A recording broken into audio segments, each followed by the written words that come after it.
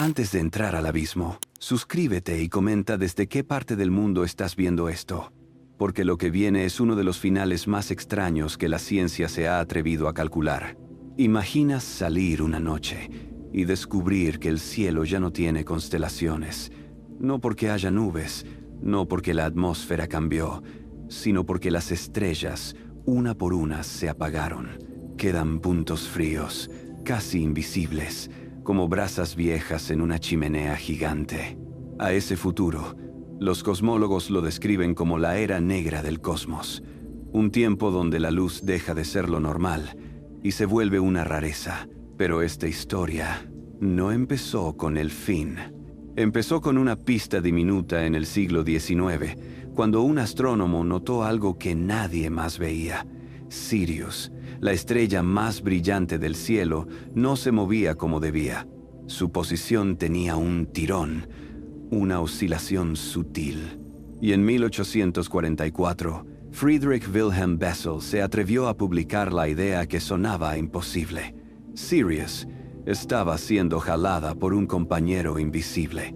No era un cuento, era dinámica. Gravedad, escribiendo una firma en el movimiento. 18 años después, esa sombra se volvió real. En 1862, el fabricante de telescopios y astrónomo Alvan Graham Clark probaba una lente enorme apuntando a Sirius y vio un puntito pegado al faro. Sirius B. Era débil, difícil, casi un error visual, pero estaba ahí. La primera estrella muerta moderna había sido observada sin que la humanidad entendiera todavía qué estaba mirando. Y luego llegó el segundo giro. Una estrella puede ser blanca, caliente, y aún así ser tenue.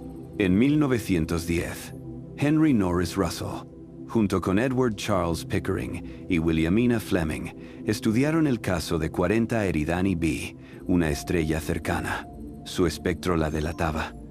Parecía una estrella de tipo blanco, muy caliente, pero su brillo era demasiado bajo para su temperatura. Algo no cuadraba. 4 años después, Walter Sidney Adams confirmó su tipo espectral con mediciones más finas. Era real. Existía una clase de objetos compactos, calientes y pequeños. Ahí nació el concepto que hoy lo cambia todo. Enana blanca. No es una estrella normal que vive. Es el núcleo expuesto de una estrella que ya gastó su combustible, comprimido hasta densidades absurdas. Un objeto del tamaño de un planeta, con masa parecida a la del Sol, sostenido por una física que en ese momento aún no tenía nombre en la cultura popular. Y aquí está la pregunta que abre el documental. Si una enana blanca ya no fusiona nada, ¿de dónde sale su luz? Sale de su pasado. Es una brasa cósmica que se está enfriando lentamente. Tan lentamente que el universo actual todavía no ha tenido tiempo de ver el final completo. Porque para que una enana blanca se enfríe hasta volverse una enana negra, un cuerpo tan frío que ya no emite luz visible, se necesitan escalas de tiempo ridículas. Millones de años y mucho más. Muchísimo más. Tiempos que hacen que la historia humana sea menos que un parpadeo. En este punto ya tenemos el rompecabezas. Una estrella invisible detectada por su gravedad, una estrella muerta vista por una lente, y un objeto que brilla sin tener fuego. La parte más inquietante viene ahora. ¿Qué fuerza sostiene a una estrella cuando ya no hay fusión? La respuesta no está en el calor, está en las reglas cuánticas que gobiernan a los electrones. Y cuando esas reglas entraron en la astronomía, el destino del cielo quedó sellado. En cuanto los astrónomos aceptaron que existían estrellas muertas como Sirius B y 40 Eridani B, apareció el verdadero misterio. ¿Cómo puede sobrevivir una estrella cuando su núcleo ya no está encendiendo reacciones nucleares? Si no hay fusión, debería colapsar bajo su propio peso. Y sin embargo, ahí estaban. Pequeñas, densas, estables. Durante décadas, la respuesta fue un silencio incómodo. La gravedad parecía invencible. Y luego llegó el golpe desde un lugar inesperado. La física cuántica, una disciplina que ni siquiera existía cuando Bessel dedujo el compañero invisible de Sirius. En 1925, Wolfgang Pauli propuso una regla que parecía una simple rareza matemática. Dos electrones no pueden ocupar exactamente el mismo estado cuántico. A esto se le llamó principio de exclusión. Suena pequeño, pero en una enana blanca se vuelve gigantesco. Imagina la gravedad como una mano que aprieta sin descanso. En una estrella normal, el calor y la presión del gas pueden oponerse al aplastamiento, pero una enana blanca no depende del calor. Depende de algo más extraño. Cuanto más la comprimes, más obligas a los electrones a hacerse espacio. Y ese hacerse espacio cuesta energía. Esa energía se traduce en una presión que no viene de la temperatura, sino de las reglas del mundo cuántico.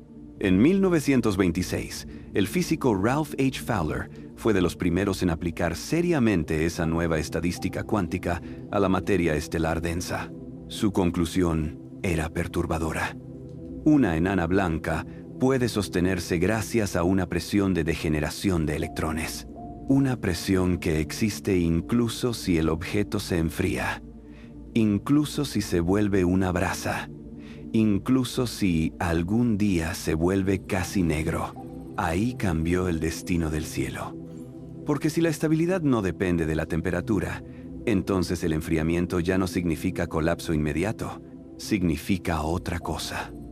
Un apagón lento, larguísimo, inevitable, pero el universo nunca regala una salida sin poner una trampa. En cuanto los científicos entendieron la degeneración, notaron algo inquietante. Si sigues apretando, los electrones empiezan a moverse tan rápido que la relatividad entra al juego. Y cuando eso pasa, la presión ya no crece lo suficiente para sostener cualquier masa. En ese periodo, varios investigadores rozaron la idea de un límite. Edmund Stoner y otros físicos estudiaron configuraciones cada vez más realistas, pero el nombre que quedó grabado fue el de Subrahmanyan Chandrasekhar. Viajando y calculando con una disciplina casi obsesiva, Chandrasekhar mostró que existe una masa máxima para una enana blanca estable. Si el remanente es demasiado masivo, la degeneración ya no basta y el colapso se vuelve inevitable. Ese resultado, además, abrió una grieta humana en la historia. Arthur Eddington, una de las voces más influyentes de la astrofísica de su época, rechazó la idea con fuerza. No por capricho, sino porque era difícil aceptar que una estrella pudiera tener un tope tan rígido dictado por ecuaciones. Pero la naturaleza no negocia reputaciones. Con el tiempo, el límite de Chandrasekhar se convirtió en un pilar de la astrofísica moderna. Y aquí es donde el final del universo empieza a tomar forma. Porque este límite no solo divide destinos individuales, divide el futuro del cosmos en dos rutas. Una ruta hacia enanas blancas que se apagan lentamente y otra ruta hacia colapsos más extremos, supernovas y remanentes aún más densos. Pero falta una pieza crítica. Si una enana blanca puede vivir sin fuego, entonces su luz actual es solo calor guardado. Y si eso es cierto, podemos hacer la pregunta más peligrosa de todas. ¿Cuánto tarda realmente en apagarse una estrella así? La respuesta obligó a los científicos a inventar relojes nuevos, relojes hechos de enfriamiento, cristalización y tiempos que parecen una broma cósmica. Una enana blanca no brilla porque siga viva, brilla porque todavía está caliente. Es una brasa atrapada en el espacio, perdiendo energía poquito a poquito. Y la pregunta que cambia todo es esta: ¿podemos convertir ese enfriamiento en un reloj? En 1952, el astrofísico Leon Mestel publicó un trabajo decisivo sobre la teoría de las enanas blancas. Mostró que si una enana blanca no recibe material de una compañera, su radiación proviene casi por completo de su calor almacenado y que su brillo cae de manera predecible con el tiempo. Ese cálculo fue un golpe de realidad, no era un final poético, era una curva, una ley de enfriamiento, un calendario escrito en luz. Desde entonces, las enanas blancas se volvieron cronómetros cósmicos. Si observas muchas en un cúmulo estelar, su distribución de brillos te dice cuánto tiempo ha pasado desde que las primeras estrellas de ese grupo murieron. Es como encontrar velas a distintas alturas y deducir cuándo se encendieron. Solo que aquí las velas son núcleos del tamaño de un planeta y el tiempo se mide en miles de millones de años. Pero la física siempre guarda un freno. A medida que la enana blanca se enfría, el interior, una sopa de núcleos de carbono y oxígeno sumergidos en un mar de electrones degenerados, no se comporta como un líquido normal. En 1968, Hugh M. Van Horn predijo que, durante el enfriamiento, esos iones podían pasar por una transición de fase, cristalizarse. Sí, el núcleo de una estrella podría volverse sólido. Y esa transición no es gratis. Libera calor latente, como cuando el agua al congelarse suelta calor. Durante décadas fue una predicción sin una prueba directa. El problema era observacional. Para ver ese freno, necesitas medir distancias y brillos de miles de enanas blancas débiles, con precisión extrema. Y ahí entra una misión que cambió el juego: Gaia. En 2019, Pierre-Emmanuel Tremblay y colaboradores publicaron evidencia directa de ese fenómeno usando datos de Gaia. Encontraron una acumulación de enanas blancas en una región específica del diagrama color-magnitud dentro de unas 100 parsecs del Sol. Esa acumulación es justo lo que esperas si muchas estrellas al llegar a cierto punto se quedan atoradas un tiempo extra porque su núcleo libera calor al cristalizar. Sus modelos indican que el retraso puede ser del orden de 1.000 millones de años. Y aquí aparece el detalle que conecta con la era negra del cosmos. Si el enfriamiento tiene frenos, entonces la oscuridad final no solo es lejana, es todavía más lejana. Una enana blanca puede tardar un tiempo inconcebible en acercarse al equilibrio térmico con el entorno del universo. Por eso no existen enanas negras observables hoy. El cosmos no ha vivido lo suficiente para fabricarlas. Pero incluso cuando el brillo visible desaparezca, la historia no termina. Porque queda una pregunta más inquietante. ¿Puede pasar algo dentro de una enana ya congelada en escalas de tiempo absurdas sin necesidad de calor? La respuesta nos obliga a hablar de túneles cuánticos, fusiones imposibles y de un tipo de explosión que ocurriría cuando el universo ya parezca completamente muerto. La era negra no empieza el día en que nace la primera enana negra. Empieza antes, cuando el universo comienza a quedarse sin materia prima para fabricar estrellas nuevas. Y esa idea que el cielo tiene combustible limitado también tiene autores, fechas y cálculos. En 1997, los astrofísicos Fred C. Adams y Gregory Laughlin publicaron una revisión monumental sobre el destino a largo plazo de los objetos astrofísicos. Su tesis era simple y devastadora. Si las leyes físicas se mantienen, el universo puede describirse como una secuencia de épocas, cada una dominada por un tipo de fuente de energía. La nuestra es la era estelífera, la era de las estrellas, donde el gas colapsa, se enciende la fusión y el cosmos se llena de luz. Pero esa era se consume por dos razones. La primera, el gas no es infinito. Parte queda secuestrado en remanentes estelares. Parte es expulsado o calentado por supernovas y por agujeros negros activos. Y parte termina tan disperso que ya no puede colapsar con facilidad. Con el paso de un tiempo inmenso, las galaxias se parecen menos a viveros y más a museos. La segunda razón es un truco de escala. Las estrellas que más duran no son las grandes, sino las pequeñas. Adams y Laughlin subrayaron que las enanas rojas, estrellas de baja masa del tipo M, queman hidrógeno con una lentitud brutal. Su eficiencia es tan alta que pueden vivir millones de años, muchísimo más que estrellas como el Sol. Así que el universo puede mantener un resplandor tenue durante una eternidad aparente, pero no eterna. A finales del siglo pasado, Adams y Laughlin llevaron esta visión al público con un marco memorable: las 5 edades del universo. La idea central es que después de la era estelífera, llega una época dominada por objetos degenerados, enanas blancas, estrellas de neutrones y agujeros negros. Ya no hay nacimientos. Hay restos enfriándose. Y aquí entra el giro moderno. Incluso si todavía quedaran luces, el cielo podría vaciarse por la expansión acelerada.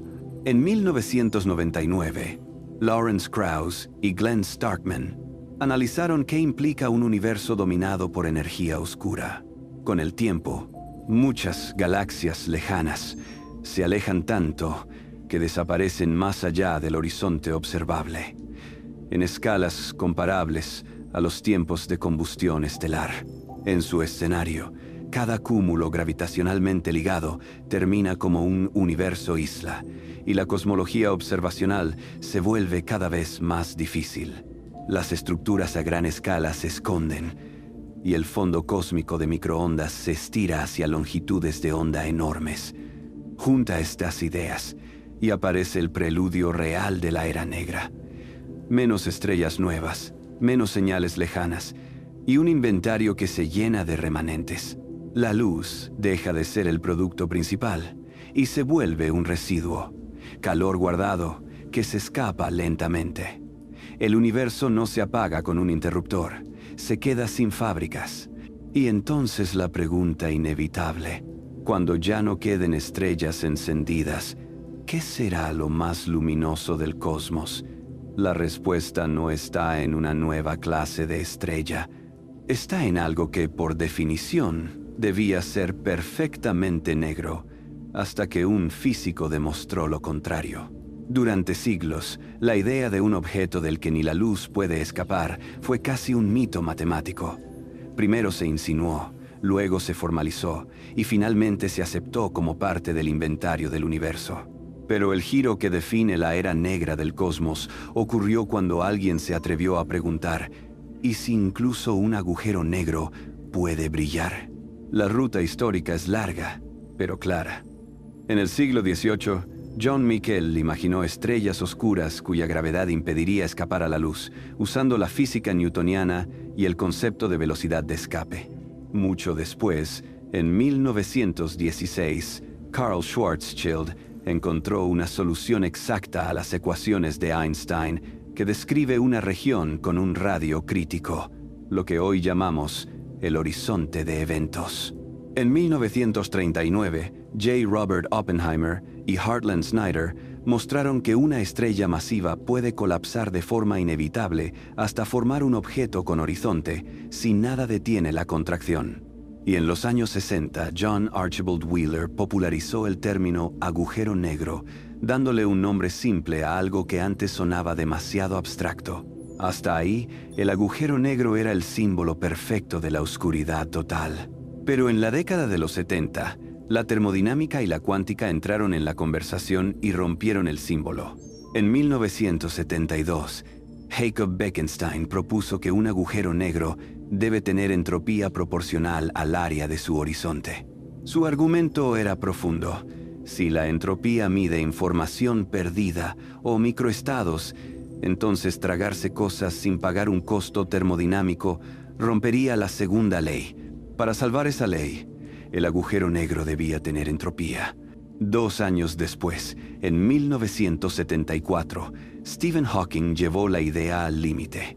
Aplicó teoría cuántica de campos cerca del horizonte y encontró que un agujero negro no es perfectamente negro. Debe emitir radiación térmica, radiación de Hawking, y si emite, pierde energía, y si pierde energía, pierde masa. El resultado es una frase que parece imposible. Los agujeros negros se evaporan. Este descubrimiento cambió el final del cosmos. Porque cuando las estrellas se apaguen y solo queden remanentes, los agujeros negros podrían convertirse en las últimas lámparas. No porque estén vivos, sino porque la cuántica no les permite ser eternamente silenciosos. Aquí está el detalle más extraño. La temperatura de Hawking es inversamente proporcional a la masa. Eso significa que un agujero negro supermasivo es extremadamente frío y emite poquísimo. Pero con el tiempo, al perder masa, se calienta y emite más rápido, acelerando su final. En escenarios como los discutidos por Freeman Dyson en Time Without End y por Adams y Laughlin en sus modelos de futuro cósmico, la Era Negra incluye una etapa donde la emisión dominante a escalas colosales podría provenir de estos objetos, en forma de un goteo térmico casi eterno. Y ahora llega el puente perfecto hacia la oscuridad total. Incluso si los agujeros negros brillan, lo hacen de manera cada vez más tenue, en longitudes de onda enormes, durante escalas de tiempo tan grandes que superan cualquier intuición. Cuando el último agujero negro termine su evaporación, el universo habrá perdido no solo estrellas, sino también sus últimas fuentes persistentes de energía organizada. Pero falta un factor que puede reescribir todo el guión. ¿La materia es realmente eterna? Si los protones decaen, los remanentes no sobreviven para siempre. Si no decaen, algunas cosas pueden durar casi eternamente, y aún así, transformarse por procesos cuánticos lentísimos. La era negra del cosmos depende, en parte, de esa respuesta. Y para buscarla, los humanos construyeron catedrales bajo tierra, esperando el destello más raro del universo, la posible muerte de un protón. Hasta aquí, la Era Negra suena como un museo de remanentes. Enanas blancas enfriándose hacia enanas negras, estrellas de neutrones silenciosas y agujeros negros evaporándose en cámara lentísima. Pero existe una pregunta que puede cambiar el final completo. ¿Y si la materia misma no es eterna? La idea no nació de la astronomía, sino de la física de partículas. En los años 70, varios modelos de gran unificación, teorías que intentan unir las fuerzas fundamentales, sugirieron que el protón podría ser inestable. Si eso fuera cierto, cada átomo del universo tendría un reloj interno tan largo que parece infinito, pero no lo es. Y si los protones decaen, entonces una enana blanca no solo se enfría, con tiempo suficiente se desarma. Aquí entra la parte detectivesca moderna. Para buscar ese decaimiento, los científicos construyeron detectores gigantes bajo tierra, lejos de los rayos cósmicos. Uno de los más famosos es Super Kamiokande, en Japón. Un enorme tanque de agua ultrapura, rodeado de miles de fotomultiplicadores listos para capturar un destello tenue, el tipo de señal que dejaría un protón al transformarse en otras partículas. ¿Qué han encontrado? Hasta ahora nada concluyente. Y esa nada es información. Significa que si el protón decae, su vida media debe ser monstruosamente larga. Experimentos como Super Kamiokande han puesto límites mínimos que, en ciertos modos de desintegración, superan los 10 elevado a 34 años. Es un número que no cabe en la imaginación cotidiana. Incluso si toda la historia del universo fuera un solo segundo, ese límite sería como esperar más tiempo del que existe en cualquier calendario posible. ¿Por qué esto importa para el cielo del futuro? Porque define si la Era Negra es un cementerio estable o un desierto que se disuelve. Si los protones decaen, las enanas negras jamás serían eternas. Con el tiempo, perderían masa de manera lenta, liberando energía mínima, como una luminiscencia fantasma. En ese escenario, la luz final del cosmos no vendría solo de agujeros negros, sino del propio desmantelamiento de la materia ordinaria. Fred Adams y Gregory Laughlin incorporaron precisamente esta bifurcación en sus mapas del futuro. Dos universos posibles, uno donde la materia dura tanto que los remanentes se congelan casi para siempre, y otro donde el decaimiento de nucleones va erosionando estrellas muertas hasta dejarlas irreconocibles. Y lo más inquietante es que ambas historias son compatibles con lo que hoy observamos. La diferencia está escondida en escalas de tiempo que aún no podemos explorar. Pero incluso si el protón no decae, la Era Negra no es completamente inmóvil. En densidades extremas, la cuántica permite trampas. Procesos que parecen imposibles a temperatura baja pueden ocurrir por túnel, solo que con una probabilidad ridículamente pequeña. Multiplica esa probabilidad por tiempos absurdos Y lo ridículo se vuelve inevitable. Eso nos lleva al siguiente capítulo. Si la materia es estable, ¿puede una enana negra, congelada y silenciosa, transformarse por dentro hasta provocar una explosión tardía? Suena a ciencia ficción, pero nace de cálculos modernos, y su escala de tiempo es tan descomunal que hace que la eternidad se sienta corta. A estas alturas, una enana blanca ya parece un punto final perfecto. Un núcleo denso, estable por presión de degeneración, enfriándose hacia la oscuridad. Pero la física tiene una costumbre cruel. Cuando crees que algo quedó inmóvil, aparece un proceso tan lento que parece imposible, hasta que le das el tiempo suficiente. El ingrediente es cuántico. Desde principios del siglo XX, con la mecánica cuántica naciente, aprendimos que las partículas no se comportan como canicas, tienen una probabilidad de cruzar barreras sin energía clásica suficiente. Ese fenómeno se llama túnel cuántico. En condiciones normales, su efecto es diminuto.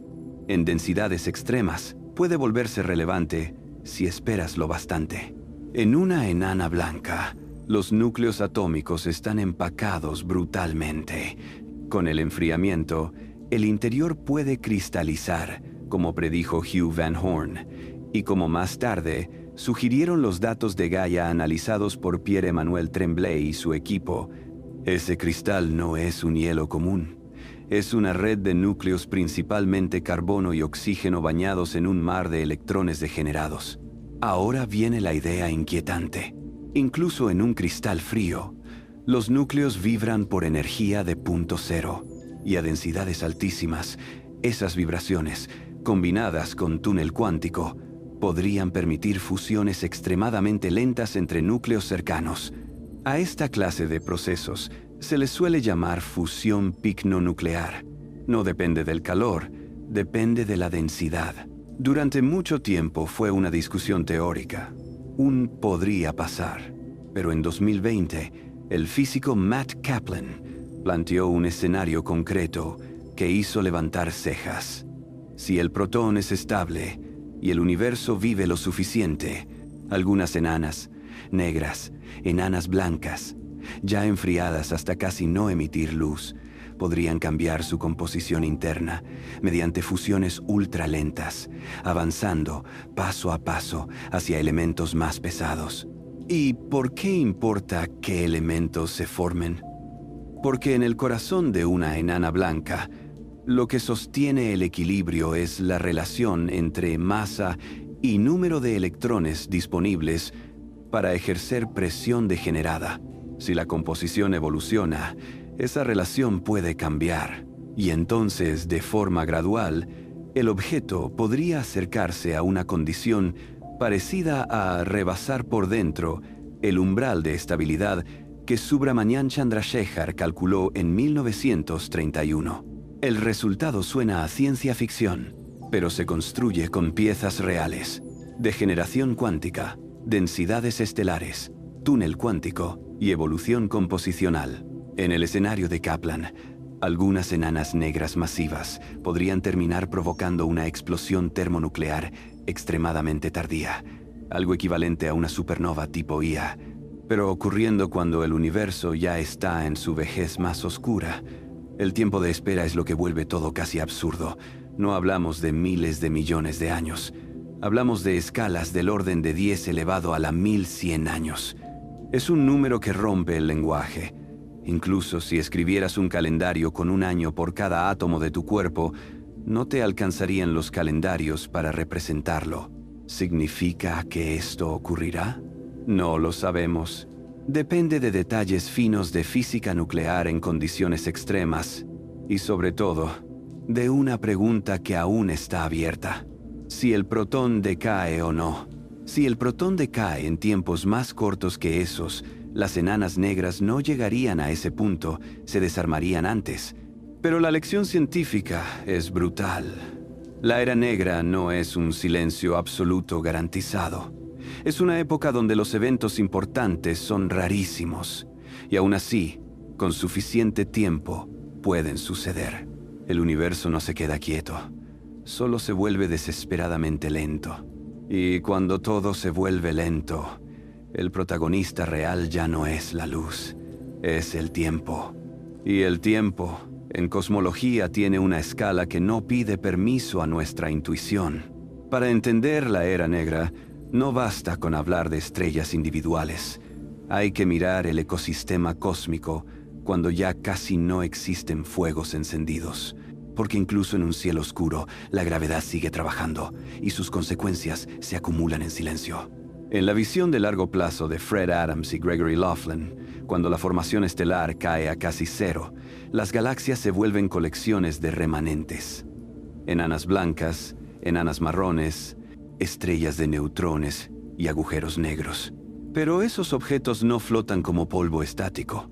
Interactúan, se rozan gravitacionalmente, intercambian energía en encuentros cercanos, y en tiempos enormes, esos encuentros reordenan por completo los sistemas. Aquí aparece un fenómeno clásico de dinámica estelar, la relajación gravitacional. En un cúmulo, las estrellas y remanentes se empujan estadísticamente a lo largo de incontables encuentros, redistribuyendo velocidades.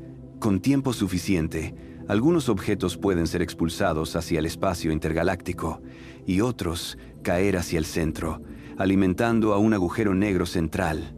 Esto significa algo sutil. Incluso si ya no nacen estrellas, todavía puede haber eventos energéticos locales, como fusiones de objetos compactos. Dos enanas blancas en un sistema binario, por ejemplo, pueden perder energía orbital por emisión de ondas gravitacionales y acercarse.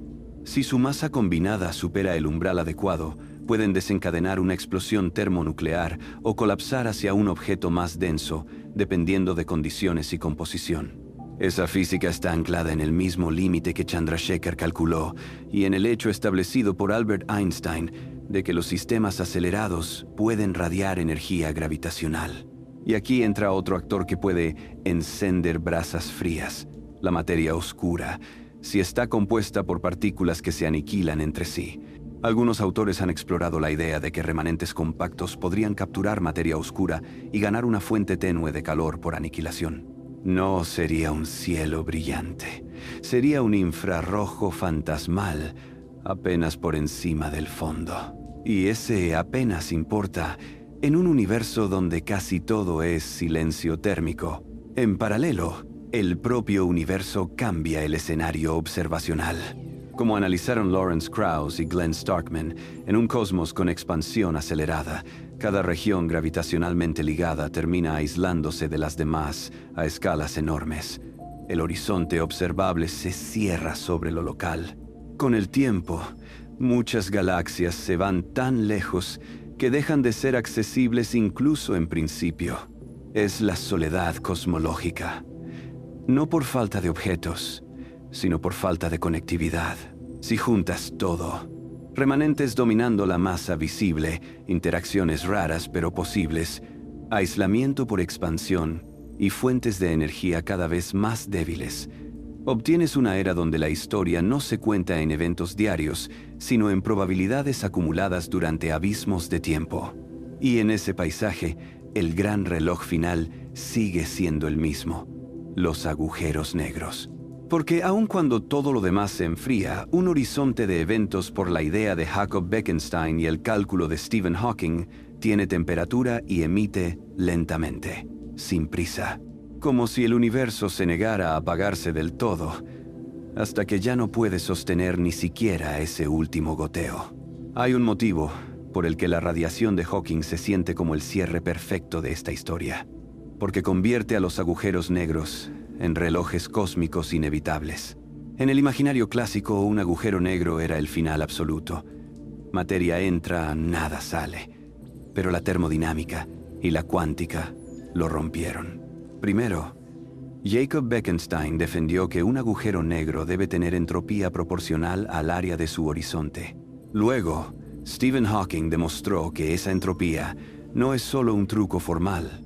Implica una temperatura real y una emisión real. El agujero negro pierde energía, y perder energía es perder masa. La consecuencia es extraña y precisa. Cuanto más masivo el agujero negro, más fría su temperatura y más lenta su emisión. Eso significa que los agujeros negros supermasivos pueden dominar la vida tardía del cosmos por tiempos inconcebibles, porque su evaporación es desesperadamente lenta. Los cálculos estándar indican que un agujero negro de masa estelar podría tardar del orden de 10 elevado a 67 años en evaporarse por completo, mientras que los supermasivos empujan esa escala muchísimo más arriba. Durante la mayor parte de ese tiempo, su radiación sería tan fría y de tan baja potencia que sería casi indistinguible del fondo térmico del universo, si el universo aún tuviera un fondo apreciable. Y ahí está otra ironía. El fondo cósmico se enfría con la expansión. En un futuro lejano, puede llegar un momento en que el agujero negro sea más caliente que el propio fondo, y entonces por fin tenga un gradiente claro para radiar. La evaporación se vuelve el último proceso que mantiene un flujo de energía, por débil que sea. Al final del final, cuando la masa ya es pequeña, el proceso se acelera. La temperatura aumenta, la emisión crece, y el agujero negro termina en una etapa final intensa, comparada con su propia historia. No es una explosión hollywoodense, es un cierre termodinámico. La energía que estaba encerrada se libera en radiación. En cosmología de largo plazo, este capítulo suele interpretarse como una marcha hacia el equilibrio. La energía se dispersa, los gradientes se aplanan, la entropía crece. Es el mismo principio que gobierna una taza de café enfriándose, solo que ahora la taza es el universo y el café es todo lo que alguna vez brilló. Aún así, lo más poderoso de esta idea no es su dramatismo, sino su origen. Nació de intentar que las leyes no se contradijeran entre sí. Hawking no quería que los agujeros negros brillaran. Su teoría lo obligó. Es un ejemplo perfecto de ciencia dura empujando más allá de la intuición. Y cuando el último agujero negro termine su evaporación, la era negra del cosmos llega a su forma más pura. Un universo con casi todo el contenido en forma de partículas dispersas, radiación extremadamente fría y estructuras cada vez menos capaces de producir eventos. Pero todavía queda la pregunta más humana de todas. Si este es el final, ¿qué significa estar vivos ahora, en la época brillante? Y más importante para esta historia, ¿cómo llegamos a deducirlo, paso a paso, desde una simple anomalía en el movimiento de Sirius? Todo el documental puede resumirse en una idea tan simple que duele. La luz es una etapa, no una propiedad eterna del cosmos. Y lo sabemos porque una cadena de científicos durante casi 2 siglos fue armando el rompecabezas sin ver jamás el final con sus propios ojos. Friedrich Wilhelm Bessel detectó una presencia invisible midiendo un movimiento. Alvin Graham Clark convirtió esa presencia en un punto real. Sirius B, Russell, Pickering y Williamina Fleming encontraron una contradicción espectral que revelaba estrellas compactas y calientes pero tenues. Walter Sidney Adams afinó la evidencia observacional y de paso conectó estos objetos con una predicción de Albert Einstein. La gravedad altera la luz. Luego, la cuántica tomó el volante. Wolfgang Pauli escribió una regla para electrones y esa regla terminó sosteniendo estrellas enteras. Ralph Fowler convirtió esa regla en una presión real dentro de materia densa. Subrahmanyan Chandrasekhar calculó el límite que decide quién se vuelve enana blanca estable y quién cruza hacia destinos más extremos. Más tarde, Leon Mestel transformó el enfriamiento en reloj. Hugh Van Horn predijo que los corazones de estas estrellas podían cristalizar. Y con datos modernos, equipos como el de Pierre-Emmanuel Tremblay encontraron señales de ese freno térmico en poblaciones reales. La oscuridad no llega de golpe. Llega con pausas, retrasos, cristalizaciones. Después, el futuro se volvió cosmología. Fred Adams y Gregory Laughlin organizaron el destino en eras. Estrellas, remanentes, agujeros negros. Krauss y Starkman Mostraron que la expansión acelerada puede aislar regiones enteras, dejando universos isla donde el cielo se vacía de galaxias lejanas. Y cuando parecía que el agujero negro era el final absoluto, Jacob Bekenstein y Stephen Hawking lo forzaron a brillar y a morir. Evaporación como último goteo de energía. Finalmente, ideas recientes como la de Matt Kaplan nos recuerdan que, en escalas de tiempo absurdas, incluso una enana negra podría no ser completamente quieta. El túnel cuántico y la densidad podrían cocinar cambios internos durante tiempos del orden de 10 elevado a la 1100 años. Y aquí está el cierre. La era negra del cosmos no es una profecía. Es una extrapolación rigurosa de leyes que ya funcionan hoy. No sabemos todos los detalles, por ejemplo, si el protón decae o si la energía oscura será siempre la misma, pero sí sabemos la dirección general: menos combustible, menos nacimientos, más remanentes fríos, menos luz accesible. Si esta historia te dejó con esa sensación rara entre asombro y vértigo, suscríbete ahora y comenta desde qué parte del mundo lo estás viendo y cuál idea te impactó más: que una estrella pueda sostenerse sin calor o que un agujero negro termine evaporándose. Porque en el fondo, este documental no solo habla del final del cielo, habla de lo increíble que es que, en una época breve y brillante, una especie en un planeta pequeño haya aprendido a calcular la noche infinita.